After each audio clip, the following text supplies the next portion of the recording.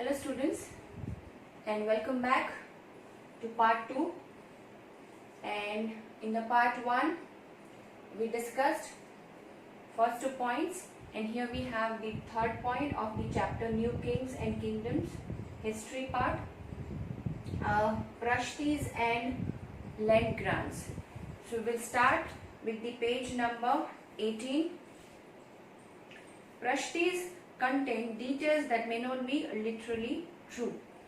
Now, Prashtis is a kind of written records and it's not literally true, but they tell us how rulers wanted to depict themselves. In previous time, the rulers were thinking that if we show us big, then we will have good impression on the people. So they used to depict themselves as valiant. Valiant, that means showing courage, victorious warriors. These were composed by learned Brahmanas who occasionally helped in the administration. Now these were composed by the learned Brahmanas. Let's come to the page number 19.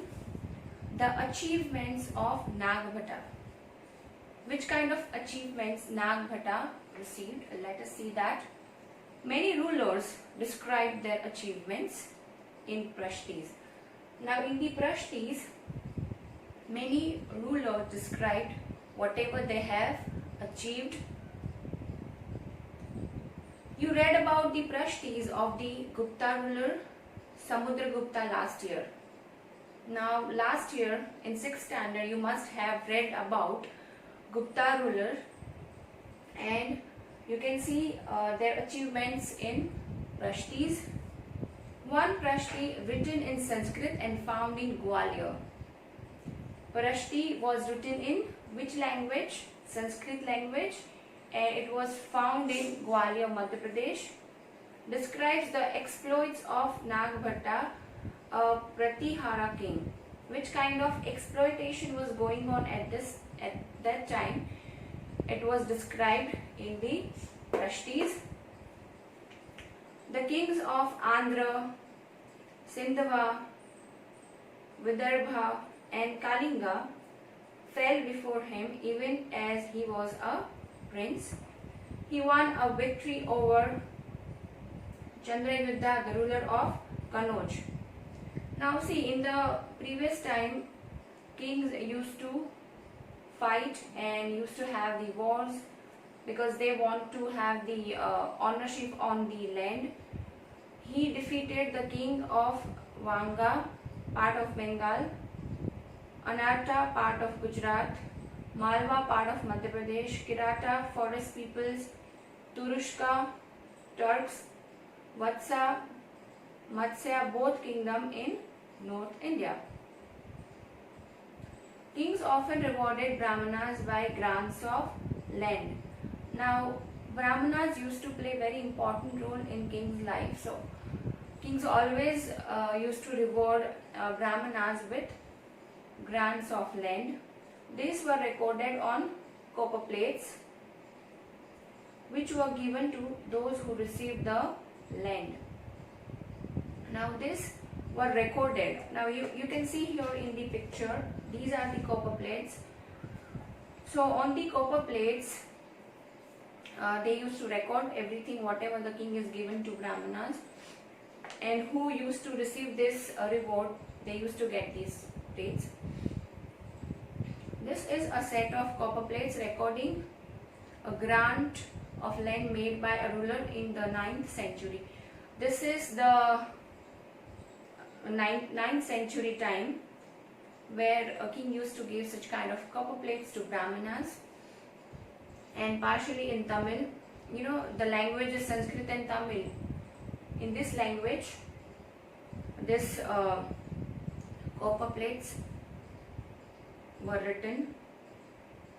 The ring holding the plates together is secured with the royal seal to indicate that this is an authentic document. Now, a kind of ring which you can see here, it shows that it's an authentic document. Okay, now let's come to the page number 20. What was given with the land? What they used to give with the land? This is part of the Tamil section of a land grant given by the Kolas. Now here we have the part of the Tamil section of a land grant given by the Kolas. Kolas used to give the land grants. Okay. So we are done with Prashtis. Now we are talking about land grants. We have demarcated the boundaries of the land by making earthen embankments as well as by planting thorny bushes. Now we need to give the frontier or the boundary to the land, and this is what the land contains: fruit bearing trees, water, land, gardens and orchards, trees, wells, open spaces, pasture land, a village, anthills, platforms, canals, ditches, rivers, silt-laden land, tanks, greeneries, fish ponds, beehives and deep lakes. So these were the things this land was having. He who receives the land can collect taxes from it. Now see, in this century, 9th century, Brahmanas used to get this land grants from the kings, and they can collect the taxes for it. He can collect the taxes imposed by judicial officers as fines. The tax on bitter leaves, that on woven cloth as well as on vehicles. He can build large rooms with upper stories made up of baked bricks. He can get large and small wells dug. He can plant trees and thorny bushes. If necessary, he can get canals constructed for irrigation. He should ensure that water is not wasted, and then embankments are built. Okay, so now we have the next paragraph. Unusual for the 12th century was a long Sanskrit poem. Now the unusual, unique thing in 12th century was long Sanskrit poem containing the history of kings who ruled over Kashmir. Now this Sanskrit poem is having the history of king who ruled over Kashmir. It was composed by an author named Kalhana. He used a variety of sources including inscriptions, documents, eyewitness accounts and earlier histories to write his account. Unlike the writers of Prashtis, he was often critical about rulers and their policies. Okay, so now we are done with the land grants. Now let's take the topic warfare for wealth. You know, in olden times, kings used to have wars because they want to get the wealth. They want to become rich by taking the lands, by taking the temples. Okay, so let's read the page number 20. You may have noticed that each of these ruling dynasties was based in a specific region. Now, these dynasties were based on a specific region. At the same time, they tried to control other areas. One particularly prized area was the city of Kanauj in the Ganga Valley. This kind of particular area is Kanauj, which is in the Ganga Valley. For centuries, rulers belonging to Gurjara, Pratihara, Rashtrakuta and Pal dynasties fought for control over Kanauj. Now they want to have control on the Kanauj. So they were just fighting because there were three parties in this long drawn conflict. Three parties were there and they were fighting with each other.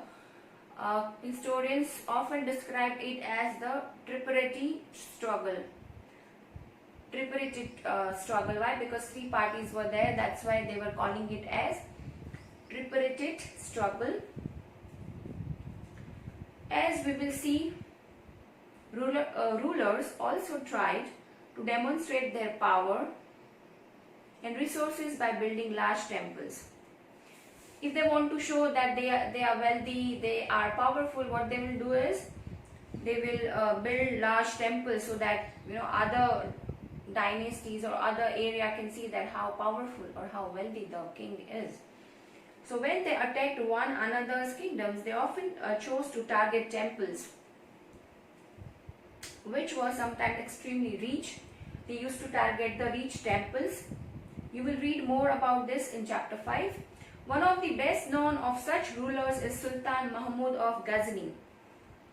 The best known ruler is Sultan Ghazni, Afghanistan, who was from Afghanistan. He ruled from 997 to 1030. You can just make the underline. And extended control over parts of Central Asia. And he just won the wars and got the control on the parts of the Central Asia, Iran and the northwestern part of the subcontinent. He raided the subcontinent almost every year. He used to raid every year. His targets were wealthy temples, including that of Somnath, Gujarat. He used to target the temples always because the temples were so rich. Much of the wealth Mahmud carried away was used to create a splendid capital city at Ghazni. Sultan Muhammad was also interested in finding out more about the people he conquered. Sultan Muhammad was also interested to conquer and entrusted a scholar named Al-Biruni to write an account of the subcontinent. This Arabic work, known as the Kitab-ul-Hind, remains an important source for historians. Now see, this is important. This Arabic work is known as Kitab-ul-Hind, remains an important source of historians.